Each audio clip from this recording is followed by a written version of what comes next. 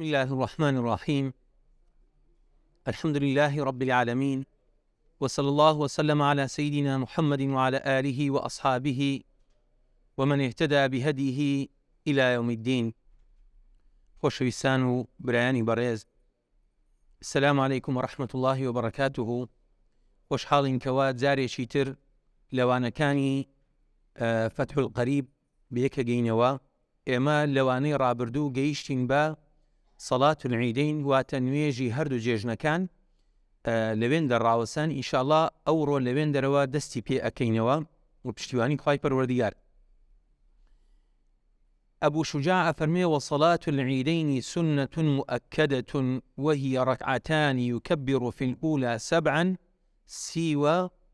سوى تكبيرة الإحرام، وفي الثانية 5 سوى تكبيرة القيام.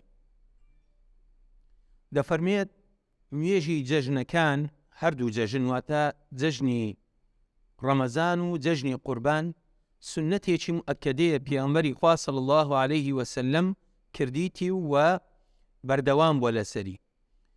ئەفەرمێت 2 ڕکاعەتن کە معلومی جەنابتانە، لە یەکەمیان لە ڕکاعەتی یەکەمیان 7 الله ئەکبەر لێ ئەداتن، زگە لە الله ئەکبەری نوێژ پێدا بەستن، زگە لە الله ئەکبەری ئیحرام، واتە ئەو الله ئەکبەرەی کە ئەمە پێی دەچینە ناو نوێژێ، جگە لەوی سیوە واتە جگە، واتە بێزگە لە الله ئەکبەری ئیحرام نوێژ پێدا بەستن. و لە ڕکاعەتی دووەم وفي الثانية 5 الله أكبر، جگە لە تەکبیری پێهەستانەوە کاتێک کەوا ئەتوو لە سوزدەکان هەڵەستیوە لە بۆ قیام، الله ئەکبەرەی دەکەی، بەڵام ئەو الله ئەکبەرە گوتمان هەیئەتە، جا جگە لەوی کە ڕاست بیەوە ئەو جا 5 الله ئەکبەرەی کە دەڵێ. زۆر جاروە هەیە، یعنی ئەو الله ئەکبەرانەی ئیحرام واتە کە نوێژی پێ دەست پێکرێت لەگەڵ الله ئەکبەری هەستانەوە تێکەڵاوی ئەو عەدەدە ئەکرێتن، بەڵام ئەوان خاریجی عەدەدەکەن، واتە جگە لەو 2 الله ئەکبەرانە ئەوەی نوێژ پێدا بەسن و ئەوەی هەستانەوە، لە یەکەمیان 7 الله ئەکبەر دەڵێ، لەوەی دووەمیشیان 5 الله ئەکبەر دەڵێ. ويخطب بعدها. طبعا نوێژی جێژنەکان بە پێچەوانەی خوتبەیە، خوتبەی ڕۆژی جومعە. لەو کاتیدا خوتبە ئەنجامەدرێتن، ئەوجا نوێژەکرێتن، بەڵام لە جێژنەکان نوێژ ئەکرێتن، ئەوجا خوتبە دەکرێتن. خطبتين يكبر في الأولى 9 وفي الثانية 7. 2 خوتبە ئەنجامەدرێتن لە دوای نوێژەکە. لە خوتبەی یەکەم 9 الله ئەکبەر دەگوترێن، لە خوتبەی دووەمیش 7 الله ئەکبەر دەگوترێن. پێشی کە ینی دەست بە خوتبەیەکەی ئەو الله ئەکبەرانە دەڵێ و ئەوجا دەست بە خوتبەیەکەی کاتێکیش کە دانیشتی و هەستایەوە دووبارە لە خوتبەی دووەم 7 الله ئەکبەر دەگوترێن. ئەوە لە مەذهەبی شافعی بەو شێوازە کە وارد بووە، تەمان هەمووی بە پشتبەستن بە دەقەکانی فەرمودەی پێغەمبەری خوا صلی الله عليه وسلم کە ئەنجامی داوە.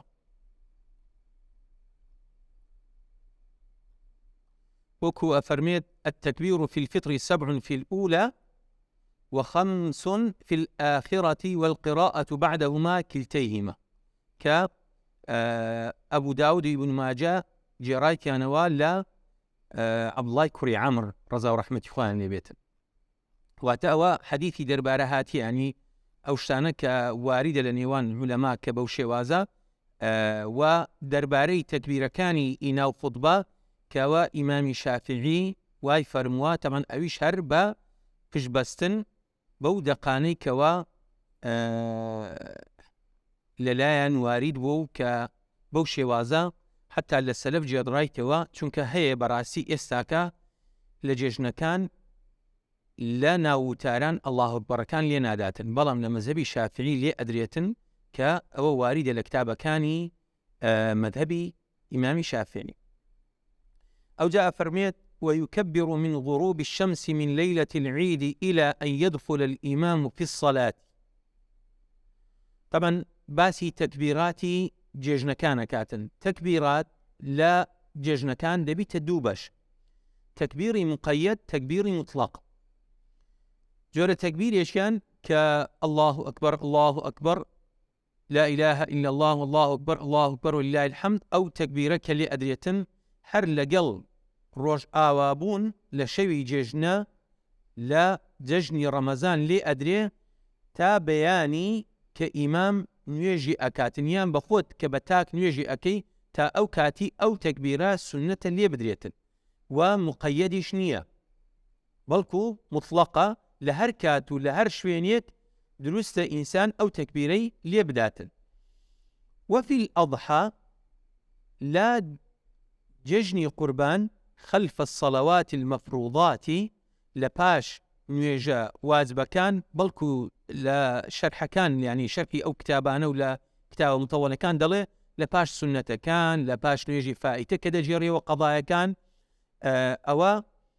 ئەو تەکبیراتە لێ ئەدرێتن من صبح يوم عرفة إلى العصر من آخر أيام التشريق واتە پێنج ڕۆژە لە بەیانی ڕۆژی عەرەفە واتە ڕۆژێک بەر لە جێژن لێ ئەدرێتن کە ئیمامی نەوەوی لە منهاجی ئەفەرمێ والعمل على هذا وەلێرانەش یعنی کۆمەڵێک لە سەحابە کەوارید بۆ بەو شێوازەیان کردیا لێ لە مەزهەبی شافعی لەو کاتەوە لێ ئەدرێتن لە بەیانی ڕۆژی عەرەفە لە بەیانیەکەی لە دوای نوێژی بەیانی تاکو ئاخر ڕۆژی جەژن کە جگە لە ڕۆژی جەژن سێ ڕۆژی کە پیانەگوتی ئەیام التەشریق واتە لە کۆتایی سێم ڕۆژ کە دەکاتە چارەم ڕۆژ ئەمە ئەو بڵێن ئێستاکە هەر چوارە هەر بە ناوی ڕۆژی جەژن ناوە بین دەنا بەخۆی ڕۆژی یەکەم ئەوە ڕۆژی کوشتنەوەیە ڕۆژەکانی کە پێگوتێ ئەیام التەشریقدا لە کۆتاییەکانی تا ڕۆژی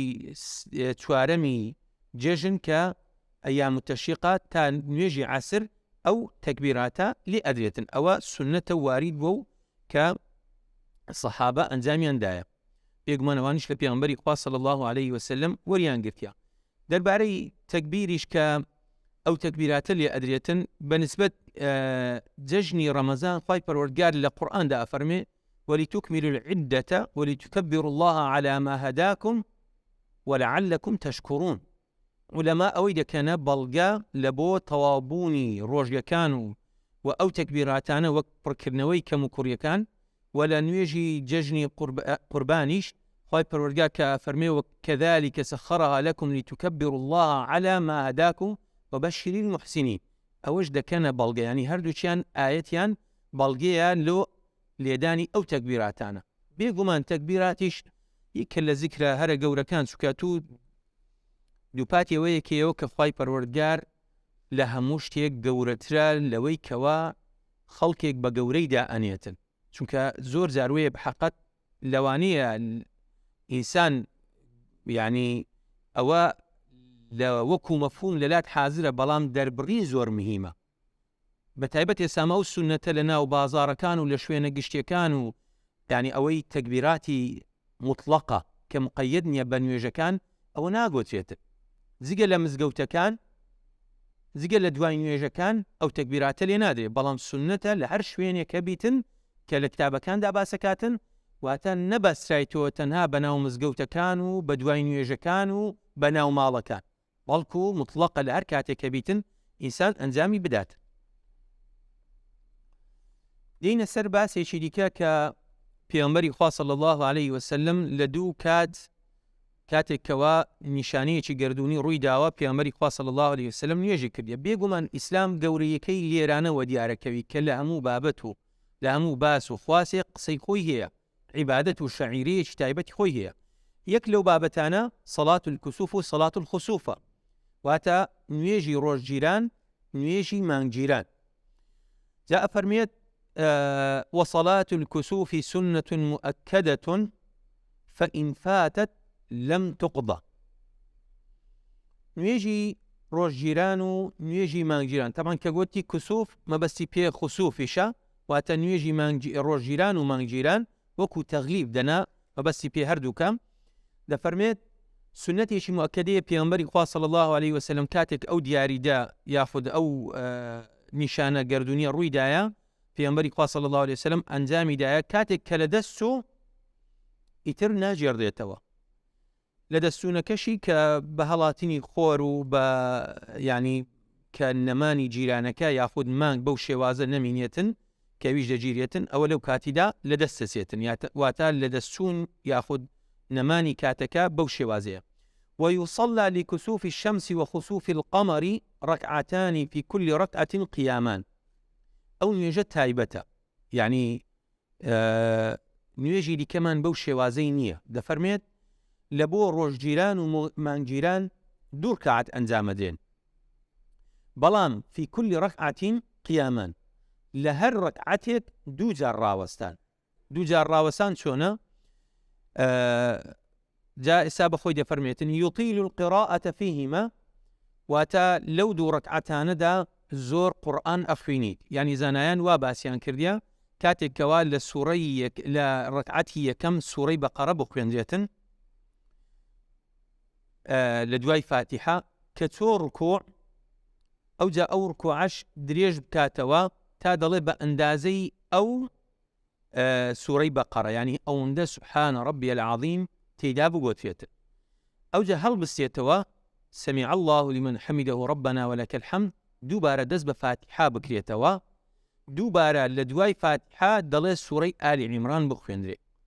جا تەبەن ئایا خەڵکی مەتاقەت و توانای هەیە یان نا، ئەوە بابەتێکی دیکەیە، بەڵام وەک علەمای ئوسوڵی شتێکیان فەرمووە، ئەفەرمێن ما لا يدرك كله لا يترك جله، کە ئەتوو هەمووشت پێ ناکرێ بە قول هو الله والعصر وازمەینە. یعنی ئەوە سنەتێکە لەوانەیە جار و ئەبی لە تەمەندا 1 جار بکەی، جاری شوابی لە تەمەندا چەند جارێک بکەی، کەواتە ئەو مامۆسایکە ئەو ئەرکەی پێدرێ پێویستە بەڕاستی خەڵکەکە هۆشیار بکاتەوە کە تاکەمە قورئانی زۆری تێدا دەخوێنین لەبەرەوەی سنەتی پێغەمبەری خوایە صلی الله عليه وسلم و خۆش ڕابگرن. و تەمەن سنەتیشە تێدا ڕاوەستانی شوک و باسمان کرد، ئەوانەی کە ناتوانن وەکو نوێژی واجب نییە مەجالی تێدا هەیە. ويطيل القراءة فيهما، وەکو گوتمان قورئانی زۆر تێدا خوێنێ، وڕکوعانی 2 ڕکوعی تێدا ئەبردرێن، و يطيل التسبيح فيهما، زۆر سبحان ربي العظيم تێدا ئەگۆدرێتن. عینی علەما فەرموویان چۆن لە ڕکعەتی یەکەم چەندی قورئان خوێند ئەوەندەش لە ڕکوعەکان تەسبیحات بکاتن. عینی کە گوتمان سوورەی ئالی عیمرانە یاخود ئەو سوورەتەی کە دەخوێنیتن کورتترە لە ڕکعەتی یەکەم دەچێتەوە ڕکوع، جاکە 4 ڕکوع هەستاوە دووبارە گوت سمع الله لمن حمده ربنا لك الحمد دەچێتە خوارێ، یعنی ڕاستەوخۆ وەکو ئاسایی ئەبێتەوە. دون السجودی، لێرانە ئەفەرمێت سوزدەکان درێژ ناکاتەوە، واتە لا يطيل في السجود، سوزدەکان درێژ ناکاتەوە. بەڵام لە کتابەکانی دیکە هەر لە شەرحی ئەو کتابە تەبعاً لە کتابە درێژەکانی تریش ئەڵێن نا، سەجدەکانیش وەکو ڕکوعەکان چۆن ئەو ڕکوعەی کە تایبەت بوو بە ڕکعەتێک عینی ئەویش بامان شێوە سەجدەیەک درێژتر لە ئەوەی دیکە سبحان ربي الأعلى تێدا دەڵێت. يخطب بعدها خطبتين، و 2 خطبە ئەداتن وەکو ئەو خطبانەی کە باسمان کرد، یعنی چی جمعە بێتن چی جێژن بێتن. ويسر في كسوف الشمس ويجهر في خسوف القمر، لە نوێژی ڕۆژگیران لەبەرەوەی لە ڕۆژەیە بە نهێنی یاتە بە سڕی نوێژە قورئانەکە دەخوێنێتن، بەدەنگ ناخوێنێتن، بەڵام لەبەرەوەی مانگیران لە شەوەیە ئەو بەدەنگە خوێنیتن. ئەوەن بێگومانەوانەی کە بەدڵ دەچن لە بۆ ئەو عیبادەتانە، و عیبادەتانە بەڕاستی تام و چێژێکی تایبەتی خۆیان هەیە، واتە مەگەر کەسێک زۆر یعنی لەسەر قالبی گران بێتن دەنا بە درێژکردنەوەی ئەوانە هەرگیز وەڕەز نابێت. دێنە سەر سنەتێکیکە کە پێغەمبەری خوا صلی الله عليه وسلم ئەنجامی داوە کە بەڕاستی پێویستە ئینسان ئەو سنەتانە بەشدار بێت لە ژیانیدا، لەوەی کە بەڕاستی هەم زیندووکردنەوەی سنەتەکان و هەم خێر و پاداشتەکەش لی مەحروم نەبی. ئەویشیان نوێژی داواکردنی بارانە، سەڵات الاستسقا، نوێژی داواکردنی باران، میان نوێژە بارانە. وصلاة الاستسقاء مسنونة، سنتێکە کە پێغەمبەری خوا صلی الله عليه وسلم ئەنجامی داوە. فيأمرهم الإمام بالتوبة، پێشەوای مسلمانان کە بەداخەوە ئەوڕۆ مەحرومین لەو پێشەوە چاک و پاک و هەڵبژێردراوانە، ئەوەش خەلەلێکە، چونکە با بزانین سەحابە زۆر جوان لەو مەفهومە گەیشت بوون. لێ جەنازەی پیرۆزی پێغەمبەری خوا صلی الله عليه وسلم لەوێن دەربوو، هەتا ئیمامێکیان هەڵبژار پیامبەری خۆیان صلی الله عليه وسلم ئەسپاردەی خاک نەکرد. بێ کاتێک کە ئیمام نامینی ئەمە مەحرومە بین لە زۆر شت، سایە و سێبەر نامینی، ئەوە 100 ساڵە ئەناڵین بەو دەردەوە. فيأمرهم الإمام بالتوبة والصدقة والخروج من المظالم ومصالحة الأعداء. إمام هەڵەستێ بە چەند کارێکی گرنگ فەرمانەکە بەو خەڵکەی لە ژێردەستی تیدایە، جا ئیتر والیە، خەلیفەیە، محافیزە، چ مستەڵەحێکی ڕۆژگار کە هەیە، ئیتر ئەو کەسانەی کەوا بەرپرسی ئەو ئاوەدانیم ئەو شارن، فەرمانەکە بە خەڵک، بەڵام ئەگەر بەخۆی لەو حاڵەتەدا بێ ئەوە خەتەرە. بە تەوبە و گەڕانەوە ڕوو لە خواکردن، بە کردنی خێر و سەدەقا. جا سەدەقە بە هەردوو مانایەکەی، چونکە سەدەقا مستەڵەحێکە لە قورئان هەم بە زەکاتی شاتێواتەوەی کە زەکاتی نەدابی، لەبەرەوەی پیامبەری خوا صلی الله عليه وسلم معلومی جەنابتان ینی حتا لە حەدیثێک ئەفەرمێت نەدانی زەکات مانعی بارانە. بۆیە یعنی ئێستا خەڵکێک زۆر جار لەوانەیە بڵێ باشە ئەو خێر و بەرەکەتە چ پەیوەندی بە هەندێوەیە، ئەوە لە وڵاتانی کافرانوانە. بەڵێ بەڵام خوای پەروەردگار ئەوانی مبتەلا کردێ بە دەردی زۆر خەراتر. بەڵام ئاشتەوایی نێوان بەندەکان و دانی زەکات و ئەوانە هەمووی پەیوەندیان بەو بابەتانەوە هەیە کە گومان نییە. بەڵام خەڵکێکەوە بەڕاستی ئەوڕۆ دینی لەلا سووک بووە، بە ئاسانی و بیاخود بە سادەی چاو لە ئەو بابەتانە کاتن. ئەوە تا پێغەمبەری خوا صلی الله عليه وسلم ئەفەرمێت کە لە حەدیثێکی صحیح ئیمامی ئەبو داود ئەجێڕیتەوە لەگەڵ ئیبن حیبان ئەفەرمێت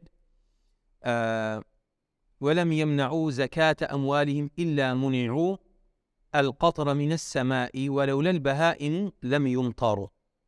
أفرميت وازيان لزكاة هنا بو ماي أوي كبارانيان لأسمان بو نهات ياخد بواز هنانيان لزكاة دان زكاة مالكانيان بو أوي كبيبش بون لا باراني أسمان أجر لبر آجلو هاشاكم يعني أجر لبر جانوران نبايا خواي پروردگار باراني نأبارا. لوێ بەڕاستی زۆر زۆر گرینگە. جا فەرمانیان پێ بکە هەم بە چاکەکردن بە ماڵبەخشین هەم بە ئەوەی کە زەکات نەداوە و دەرچوون لە زوڵم و ستەم و ئەو بابەتانەی کە هەیە و ئاشتەواییکردن لە نێوان خۆیاندا ئەوەی کە دوژمنایەتی هەیە بەڵام لەگەڵ ئەعدا مەبەستی پێ دوژمنی دین نییە. زۆر جاروێ مسلمان خۆ بە خۆیان دڵیان لێک دێشیتن ئاشتەوایی بکەن. تەمانە وەشک حەدیثی زۆری لەسەر کە پێغەمبەری خوا صلی الله علیه وسلم ئەفەرمێ هەر کەسێک حەجی کەسێک بکاتن دوای 3 ڕۆژ بەڕاستی ئەو بەبێ ئیمانی ئەمرێتن. دەبی زۆر زۆر ئاگادارین بە تایبەت ئەمەی مسلمان. صل من قطعك. پێغەمبەری خوا صلی الله عليه وسلم ئەفەرمێ بڕۆ ئەوەی کە سیلەی ڕەحمی لەگەڵ بڕی ئەوی بگەینە. زۆر لەسەر دڵمان قورسە، بەڵام نازانێت تو کە جیهادی ئەو بابەتەی بکەی چەند گرینگە. جیهادی دڵە، جیهادی نەفسە، و ئەگەر بتوانین ئەوەی کن بێکومان لە بەرامبەر دوژمنیشدا سەرکەوتوو ئەبین. وصيام 3 أيام ثم يخرج بهم في اليوم الرابع.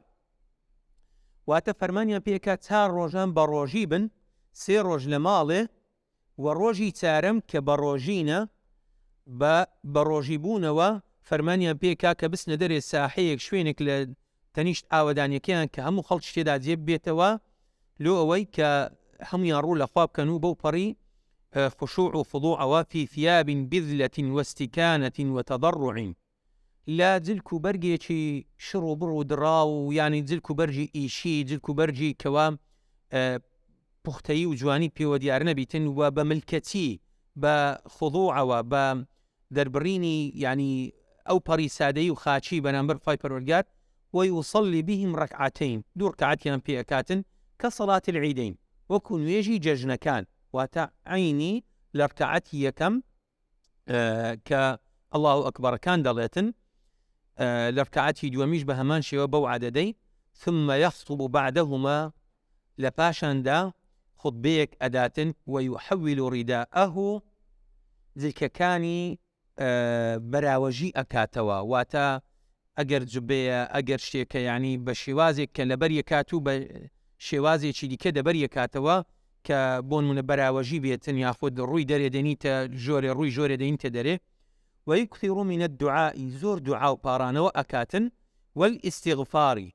بلام لباتي كلا خطبي ججنا كان وتمنى الله أكبر لي كم حفت الله أكبر لي دوم لباتي يعني استغفار كاتن زور استغفارك ويدعو بدعاء رسول الله صلى الله عليه وسلم ودەست ئەکا بە دوعاکردن ئەو دوعایی کە لە پێغەمبەری خواوە صلی الله عليه وسلم وارد بووە.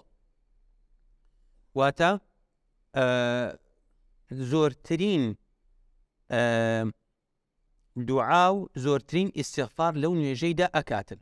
معلومی جەنابتانە خوای پەروەردگار کاتێکەوە باسی پێغەمبەر نوحەکە عليه السلام ئەفەرمێتێ فقلت استغفروا ربكم إنه كان غفارا يرسل السماء عليكم مدرارا.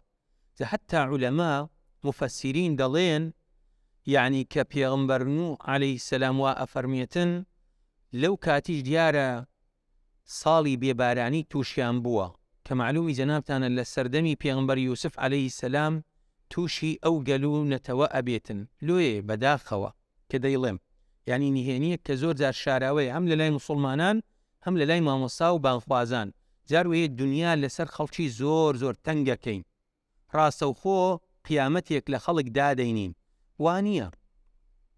وانییە ڕاستە پەیوەندی بە تاوان وهەیە بەڵام کەسمان ناتوانی بڵێ ئێستا کۆتایی زەمانە و ڕاستەوخۆ ئەو تاوانانە تەمهیدێکن لە بۆ ئەو ئیمتحانەی کە تووشە بین ئەوە لە لای خوای گەورە معلومە. دوێ کە جوبرائیل عليه السلام کە دێتە خزمەت پێغەمبەری خوا صلی الله عليه وسلم ئەفەرمێ مەتە الساعە ئەفەرمێ ئەوەی پرسیاری لێ ئەکرێ یان ئەوەی پرسیارەکە لەوەی پرسیار لێ ئەکرێ زاناتر نییە بەڵکو نیشانەکانی پێڵێ. پێغەمبەر نوح عليه السلام لە حەدیثی صحیح هاتیە کە گەلەکەی خۆی لە دەجالی ئاگادار کردبیتەوە بەس پێغەمبەر ئەفەرمێ صلی الله عليه وسلم ئەوەندە هەیە من شتێک ئەڵێم ئەو نەیفەرمووە دەجال ئەعوەرە چاوێکی نییە. ئێمە هەمومان دەزانین دەجال یەکە لە نیشانەکانی کۆتایی زەمان بۆیە ئەو قەحت و جەدبوو ئەو بێبارانی و ئەو وەزعانە کە دێن پەیوەندی تەنها بە کۆتایی زەمانەوە نییە بەڵکۆت لە سەردەمی پێغەمبەر نوح عليه السلام لە سەردەمی پێغەمبەر یوسفەوە و لە سەردەمی پێغەمبەری خوا صلی الله عليه وسلم سەڵات ئیستسقا کە کرایە کەواتە بێبارانی هاتیە بۆیە ئینسان ئەوەندە دنیای لەسەر خۆی تەنگ نەکاتن ئەو حاڵەتانە دەبن ژیان بەرەو پێشەچێتن ئەو حاڵەتانە دێن لەسەر کەش و هەوا ئیتر شتێکی ئاسایی وەرگرین بەڵام تاوانکردن بێگومان کاریگەری دەبێت و ئینسان ڕوو لە خوای گەورە کات و خوای پەروەردگاریش بۆمان دەبارێنن. جا دوعایەکە دوور و بەردرێژە کە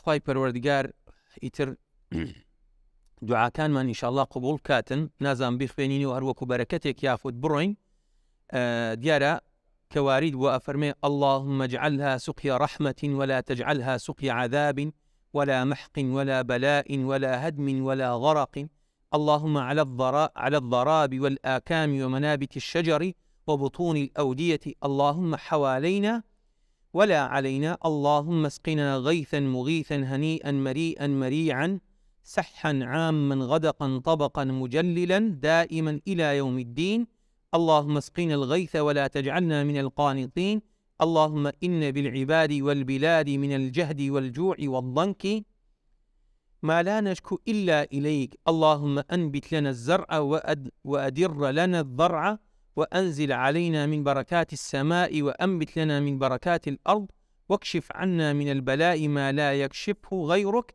اللهم إنا نستغفرك إنك كنت غفارا فأرسل السماء علينا مدرارا أو جالكوتاكي ويغتسل في الوادي إذا سال ويسبح للرعد والبرق واتا كاتك كخواي پروردگار دعاكي جيرا كردن كزور زار أو روي داوا لو آويك ولا ناو شيو دولكان ككوا بيتوا سنة إنسان بخوي دابكاتو خوي بيه بشواتن ولكاتي هورا تريشقو قرمي هورا كان سنة دعاء كام كا سبحان الذي يسبح الرعد بحمده والملائكة من خيفته سنة أو دعاء بقوتية لكاتي هورا تريشقو لكاتي كا قرمي هورا كان ديتن خواهي پروردگار إن شاء الله باراني برحمة منزور تروزياتر بسرداب بارانيتن كا الحمد لله أوصال لزافوكرا أو ماوي كا خواهي پروردگار آرون يدين وبوزارش كباران وبفري وباران دي ئەو جادەینە سەر باس و بابەتێشکە کە زۆر مهمە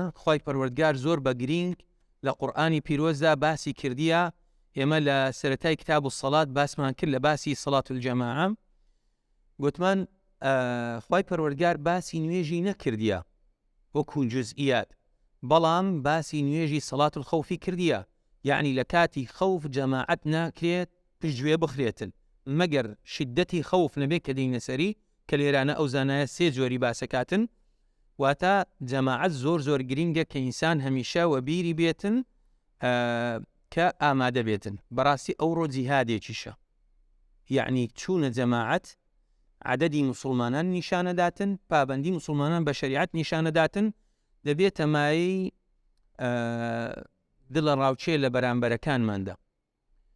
جا خوای پەروەردگار لە سوورەتی ئەنیسا کە باسەکاتن بە دوور و بەردرێژی عولەما تەفسیری ئەو ئاەتەیان کردیە، ئەو ئاەتانە فەرمێ وەصەڵات الخەوف على 3 أضرب. تەمان لێرانە سێ جۆری باسەکە، بەڵام لە کتاوم تەوەڵەکان زۆرتری باسەکاتن. ئەحەدوها ئەفەرمێ سێ جۆرە، یەکەمیان ئەن یەکوونە العەدوو فی غەیری جیهەتی القیبلە، کاتێک کەوا دوژمن لە بەرامبەر ڕووی قیبلە نەبوو، بۆ نمونە ئێستا کە ڕوومان ئەوە لە قیبلەیە، دوژمن نەکرد بۆ بەرامبەر قیبلە، فەیفەریقهم الئیمام، ئەو بەرپرسەی کە لەوێن دەرا مەسول سوپایە، ئیتر ئامیر فەوجە چی ناوەنەی کاتێک کەوا لەشکر ئیسلامیە، ئیتر ئەو مصەلحانە بە گوێرەی ڕۆژگار ئەگۆڕێن. فەیفەریقهم الئیمام فرقەتەینی، دەیان کاتە دوو بەش ئەو مسلمانانەی کە لەگەڵی دانا، فرقة تقف في وجه العدو، کۆمەڵێکیان ئەچن لە بەرامبەر دوژمن ڕائەوەستن لە پاسەوانیدا ئەبن، وفرقة خلفه، کۆمەڵێکی ئەمینێتەوە لە پشت ئەو، فيصلي بالفرقة التي خلفه، ئەو کۆمەڵەی کەوا ماوە لە پشتەوی نوێژیان پێ ئەکاتن ڕەکعەتەن، ڕەکعەتێکیان پێ ئەکات، ئەمە ئەگەر نوێژەکە دوو ڕەکعەتی بوو، ئەگەر سێ ڕەکعەتی بوو دوو ڕەکعەتیان پێ ئەکاتن، ڕەکعەتێک دەمینێتەوە، ئەگەر چوار ڕەکعەتی بوو دوو ڕەکعەتیان پێ ئەکات، دوو دەمینێتەوە. ثم تتم لنفسها، ئەو فرقەی کە یەک ڕەکعەتیان پێکرا، ئەو جا ئەوان هەڵەستنەوە لۆ خۆیان نوێژەکە تەواوەکەن، ئەو ڕەکعەتەی کەمایە یاخود ئەو دووە یاخود ئەو یەکە بەنسبەت سێ ڕەکعەتی و چوار ڕەکعەتی، وتمضي إلى وجه العدو، ئەوان دەچن بەرامبەر دوژمن ڕائەوەستن، واتە دەور و تەسلیمەکەن لەگەڵ ئەو فرقەی کە لە بەرامبەر دوژمن ڕاوەستاوە. وتأتي الطائفة الأخرى، ئەو کۆمەڵەی کەوا لە بەرامبەر دوژمن بوون ئەوان دێن، الطائفة الأخرى فيصلي بها ركعة، ئیمام هەلە ناو نوێژەیە لە ڕەکعەتی دووەم چاوەڕێیان ئەکاتن، یاخود لە ڕەکعەتی سێیەم چاوەڕێیان ئەکاتن. وتتم لنفسها ويسلم بها، کە ڕەکعەتێک یان دووی پێکردن، ئەو جا ئەوان یەکەکەی دیکە یان دووەکەی دیکە بە خۆیان تەواوەکەنەوە فرقە، لە تەحیاتی ڕائەوەستیتن، تەحیاتی لەگەڵەکەن، سەلامیان پێ ئەداتەوە. واتە فرقەی یەکەم لە نوێژدا بەستن بەشدار بوون لەگەڵ ئیمام، فرقەی دووەم لە سەلامدانەوە بەشدار بوون لەگەڵ ئیمام. بەو شێوازە کاتێک کەوا دوژمن لە بەرامبەر قیبلە نەبوو.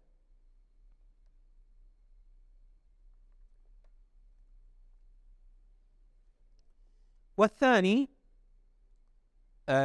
جۆری دووەمیان ئەن یەکوونە في جهة القبلة، في جهة القبلة، ئەگەر هاتوو دوژمن لە بەرامبەر قیبلەدا بواتە سەفی مسلمانان دوژمنیان دەکەویتە لە بەرامبەر قیبلەیدا بوو، فيصفهم الإمام صفين،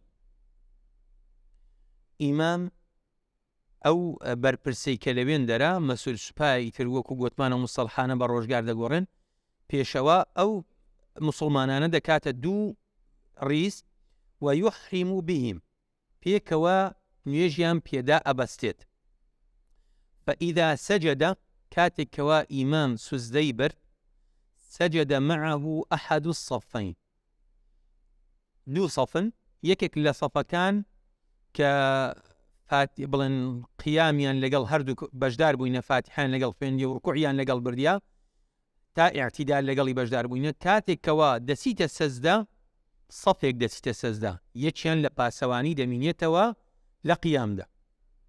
ووقف الصف آخر، واتە سەفی دووەم دەمینێتەوە، يحرسهم، ئەوان پاسەوانی لە ئیمام و لەو سەفا ئەکەن کە چوینە بڵێن ئەوەی چوینە سەجدەی.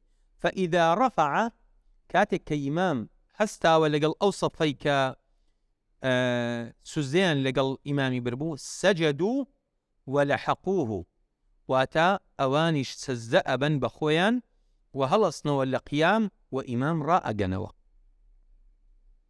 دووبارە ڕەکعەتی دووەمیش وا ئەکەن کاتێک کە چوونە تەحیات، یعنی ئیمام دووبارە سەجدە بە سەفێک ئەباتوو و کاتێک کە لە تەحیات دانیشتن ئەوجا سەفی لە قیامدا بوو دێتە خوارێ، ئەوانیش سەجدە ئەبەن و چونکە ئەوان کە لە قیامدانە پاسەوانی ئەکەن. ئەوانی دیکەش کە لەگەڵ ئیمامیان بردێت کە هاتنە لە تەحیاتی ڕاوەستان دووبارە ئەوانیش حیسابکە لە پاسەوانیدا ئەبن، جا ئەوان سوزدەیە بن و دێنەوە لە تەحیات ئەگەنەوە ئیمام و سەفی دیکە پێکەوە ئیمام سەلامیان پێ ئەداتەوە. وابزانم دیارە. والثالث جۆری سێیەمیان لە نوێژی ترس ئەن یەکوونە فی شیدەتی الخەوف، کاتێک کەوا ترس تەواو باڵی کێشا بوو، واتە لەوەی دەرچوو بوو کە دوژمن دوور بی یاخود لە ڕوو لە قیبلە نەبێتن بەڵکو ترسێک بوو یاخود لەناو شەڕیدا بوون چ دەکاتن؟ والتحام الحرب، واتە تێقژان و ینی بە شێوازێک کە بەڕاستی دەستەوی یەخەی یەکتر ببوون. فیوصلی کەیفە ئەمکەنەهو، هەر یەکێک لە مسلمانان لە جەنگاوەران لە مجاهیدین چۆنی لۆی گونجا نوێژەکەی خۆی کاتن ڕاجیلەن ئەو ڕاکیبە،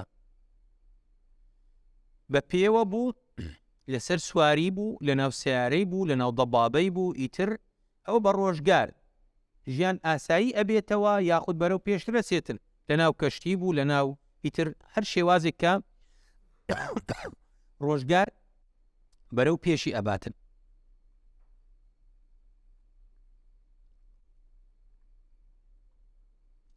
مستقبل القبلة وغير مستقبل لها، واتا ڕویان لە قیبلە بێتن یاننا، واتە لەو حاڵەتەدا ئەو مەرجەش تەوەقوفە کاتن لەبەرەوەی کە ناتوانن لەو کاتیدا بڵێن قیبلەی پێوە پابند بن، بەڵکو لە بە هەر شێوازێک کەوە ئەنجامیاندا ئیعتیادی و نوێژەکەش ناجێڕنەوە. پێ خی پەروەردگارە فەرمێ فەئین خفتم فەریجالا ئەو ڕوکبانە، واتە چۆنی توانیتان کە کاتێک لە ترزابوونجا عولەما لەسەر ئەو ئایەتە و بەگوێرەی ئەو مەتنە ئەڵێن ئەو ترسا تەنها پەیوەندیدار نییە بە کاتی شەڕ و ئیلتیحام و دەستەویە خەوبوون لەگەڵ دوژمن، بەڵکو جار وەیە تو چاود لەسرە مراقبە ئەکرێ یاخود لە حاڵەتێکی یعنی تایبەتی دای، واتە لە هەر حاڵەتێک کەوا ئەتوولۆت نەگونجا وەکو پێویست ئەنجام بدەی لە ترسان، ئەوە بۆ دروستە چۆنی ئەنجامت داواتە نوێژەکە دەبی هەر بکرێتن. مەبەست لێرەدا ئەوەیە نوێژەکە ناکرێتن تاخیر بکرێت تا کاتی ئەمان، دیارە؟ یعنی مەبەست لێرەدا نەک بڵێ مەگەر بزانی، یعنی جار وهەیە ئەتوو مراقبە دەکرێی نوێژەکە تاخیرەوی، بەڵام دەزانی ئەوانە کاتیان خەڵاسە بێ، شتێکی مجەڕەبە، ئەوان دەڕۆن کاتیش دەمینێت لۆ نوێژێ دەگەیەوە ئەمان، یاخود سیارەت بێ بە شێوازێک ئەوە دروستە ئینسان تاخیری کە، بەڵام ئەگەر بزانی نوێژێت چێ چۆنی لۆی کرا نوێژەکە ئەنجامەداتن، لۆی کە نوێژەکەی لەدەست نەچێتن بە ئەدا ئەنجامیدا نەک لەسەری بێتە قەڵا. الله ئاعلم.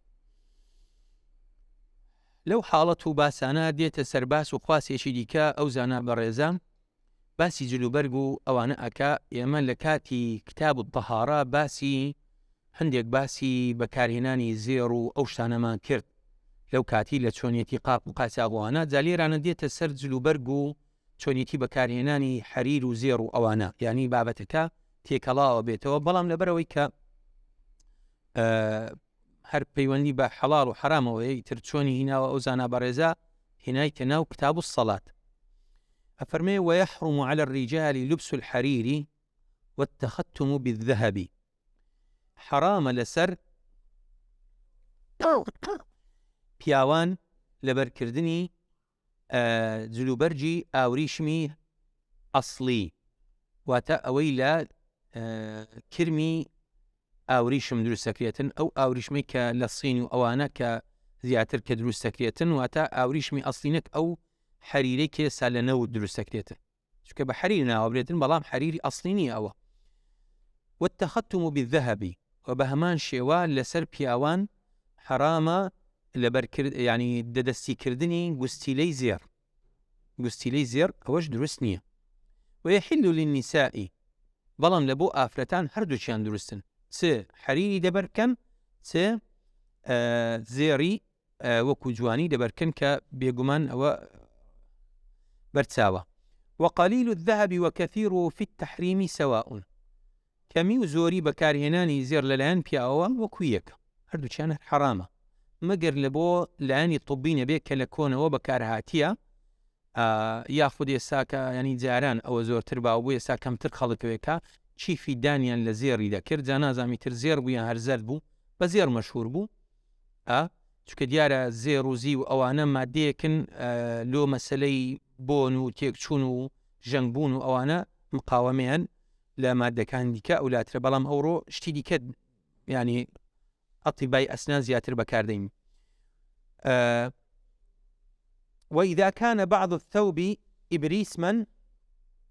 إبريسما وبعضه قطنا أو كتانا جاز لبسه. أجر هاتو هنديك لو بوشاكا ئاوریشم بوو و هەندێکشی لۆکە بوو یان کەتان بوو کەویش زۆرێکە لە قوماش دروستە لەبەر بکرێ مالەم یەکونین ئیبریسەم و غالیبن بە مەرجێک حەریرەکە زۆرتر نەبێت. دیارە پێغەمبەری خوا صلی الله علیه وسلم هەر بەخۆی جبەی هەبووە یاخود پۆشاکێکی هەبووە کە سەرەدەستەکان و سەرێخەکان چۆن ئێستا لۆ جوانی یعنی ئەوانەی کە بڵێن ئەو شەریکاتی جلوبەرگۆوانە زۆر زاروەیە وەکو جوانی ئەو سرە یەقە و سەرەدەستەوانە ڕەنگێکی کە دروستەکەن لە قەمیس وەوانە بە هەمان شێوە ئەو جۆرە ئەو شێوازە هەبووە لە حەدیث وارد بوو کە پێغەمبەری خوا صلی الله علیه وسلم هەی بووە و ئیعتیادیش بووە واتە ئەگەر حەریریش بێت بەڵام بە مەرجێک حەریرەکە زۆرتر نەبێت.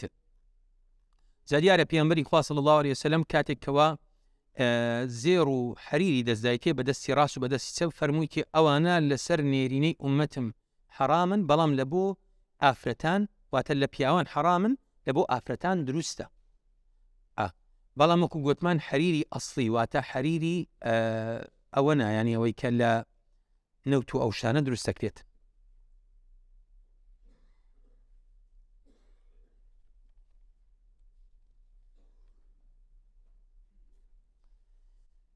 ئەگەر تواناتان هەبێتن ئەو بابەتە تەواوەکەین دەکەین کتاب الزەکات ئەگەر تواناشتان نەبێتن ڕائەوەستی.